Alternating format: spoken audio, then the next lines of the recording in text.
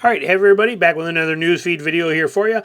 Chevy Trax becomes third most affordable vehicle in the U.S. That's pretty interesting, and we're going to look at the list on here too and cover that. But this little SUV, this Trax, has been refreshed for redesigned actually, totally redesigned for 2024.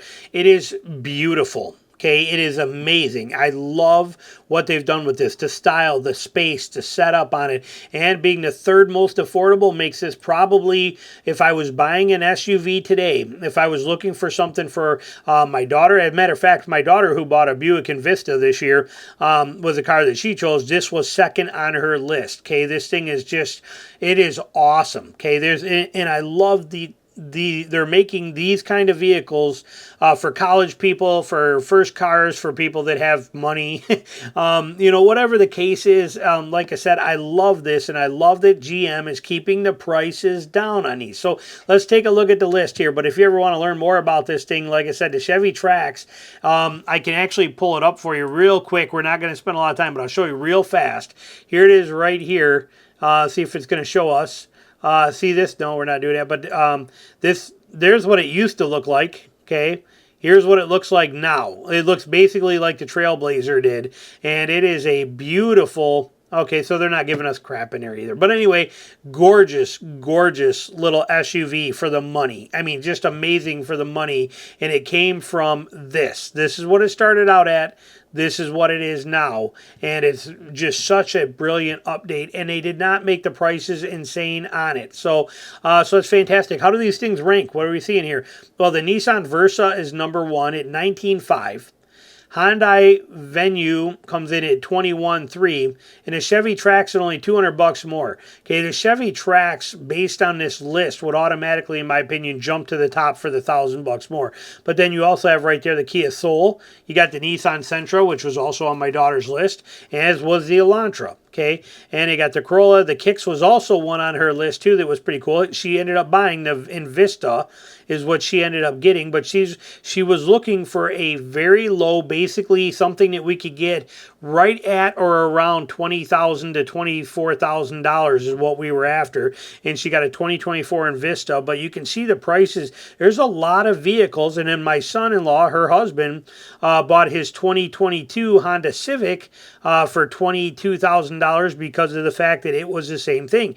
A very long-term reliable car that was in his budget. They're two 22 and 23-year-old kids with a child, and newly married, and they don't have a lot of money to work with. So now, but they need reliable transportation. And my son-in-law drives this, and my daughter drives this. And I love that there's a lot of car companies that are making things that fit in this bill on here too. So that's pretty fantastic. Notice in the first 15 cheapest cars on here, or most affordable cars, you got the Corolla on here too, which is a good one too. It's just kind of not all that fancy, but you got these on here. But notice we don't have a Ford anywhere on here. Okay, there's not a Ford on here. There's not a Chrysler or a Ram or or a Dodge on here. It's pretty interesting to look at this stuff. And when you take and look at it from a realistic aspect, the only domestic brand that you have on here, other than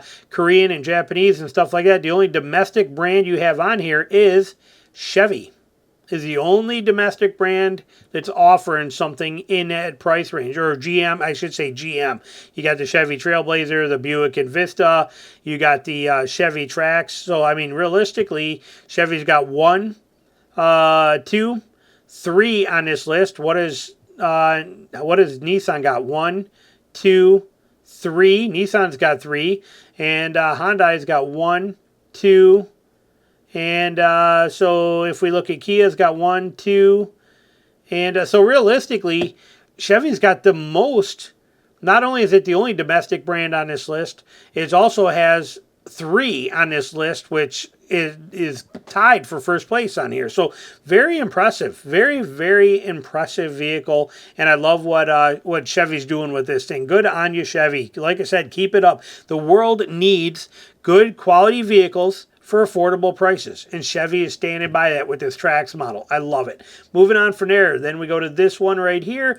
And South Korea holds emergency meeting as EV fire stir consumer fear. Another one we're end up in a parking lot. And yet, anytime I talk about this, I get comments from everybody telling me how parking an EV in a garage is no more dangerous than setting your laptop on your, on your couch or blah, blah, blah, and all this kind of stuff. And more power to you. You want to park an EV in your garage, you go right ahead. I would never, if my garage is attached to my house, I would never park an EV inside my garage, okay? And everybody, they argue that with me too, and that's good. I like argument, but people are like, well, no different than if your gas car caught on fire, electrical fire. I get that, but I'm not doing it. We see these things catch on fire all the time. I'm not playing that game. Maybe 20 years from now when they got all that stuff figured out and dialed in, fine. But in the meantime, I'm not playing that Russian roulette game with an EV in my garage. I'm just not doing it. It's parked outside if I were to ever have to rent one or anything like that, because I won't buy one. But that's kind of the way it comes down to, but we're seeing it here, and they're holding a meeting, and Hyundai and Genesis EVs they're trying to figure out what is going on and get this dialed in and keep it going so they don't have issues. They said electrical sources accounted for 53% of car fires in underground garages. February said, right here, the Metropolitan Fire and Disaster Headquarters in a report published in February said that 1,399 fires occurred in underground parking garages in South Korea between 2013 and 2022. 43.7% attributed to vehicles. Pretty interesting, okay? Now, again, we don't know what percentage of those were electric, but point being, I'm not playing that game. So they got that there for you. And then moving on from here, right here, we have Ford is showing, we have talked about this in other videos. Okay, they're coming out with some new low-cost EVs, including a sedan, a crossover SUV, and a pickup. They're also coming out with a new Maverick-based work van too. But here it is. We can finally see one that they showed to some of the dealers. Okay, they took the dealers in. Ford shows dealers possible upcoming low-cost EVs. Ford's new platform for low-cost EVs is no longer a secret. In fact, Farley has made it very clear that this is the company's future. I hope not, but anyway, I like the fact that they're offering this. Farley revealed in February Ford has a skunkworks team out in Cali developing the platform. We learned that models can expect to see from this. A few months ago, Bloomberg revealed that Ford is planning a smaller, more affordable SUV and pickup truck models based on the platform. The models are expected to start around $25,000. And so they brought all their dealers out and were shown several of the new EVs, including sedans, crossovers, SUVs, and pickups. Okay, here's one right now. Here we're looking at the new Capri, Ford EV Capri. That's kind of cool. So here's a new Ford Explorer version of an all EV. So it's kind of neat. They're saying here, Farley stressed Ford and its rivals need to compete with low-cost China EVs and Tesla or risk dwindling sales. Ford CEO said 20 to 30% of your revenue is at risk if you cannot keep up. Also, the reason that we know that Mazda and who's in this merger? I can't remember. It's Mazda's Nissan, Mazda, and I can't remember the other one.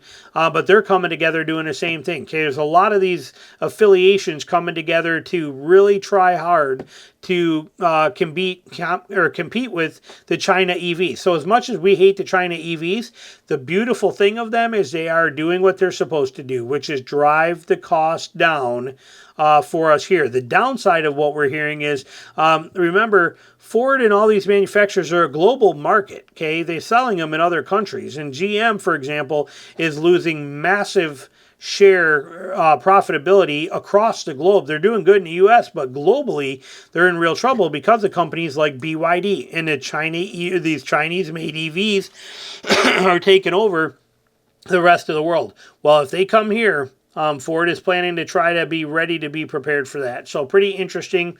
And then the last one on our thing here that we want to talk about, the most important one, there are only 3 V8s left in the full-size truck world. Not HD, but full-size trucks. We are down to only 3, and from 2 manufacturers, we're really down to 2. Okay, we got 2 trucks out there with V8s. Well, did we ever think we would see the day where full-size trucks, of all the options out there, we would only have two that actually have a V8 in them. Okay, and that's where we're at right now. We have the Sierra and the Silverado. Okay, and they're both carrying the same exact two motors. You have the 5.3 and you have the 6.2. These are your only two options for a V8 in GM's lineup for Chevy or for the Silverado or the Sierra. And then the only other one you have is the amazing and loved Coyote. The V8 option is the Coyote 5.0 option in Ford. These are the only ones available. So if you're looking for a V8 in your full-size truck, this is it. The Titan is gone for 2024. Nissan doesn't, so Nissan doesn't offer a full size. Toyota went to the twin turbo. Ford offers two other twin turbos besides this, but they still offer the 5-liter. GM offers some turbo options too, but I mean these are it. This is your whole world. So if you're looking for a V8, we don't know how much longer they're going to last or how much longer they're going to be around, but Time to keep that in the back of your mind on when you might want to think about buying your next one. So, all right, we're going to end this one here. Let me know your thoughts. Thanks for watching.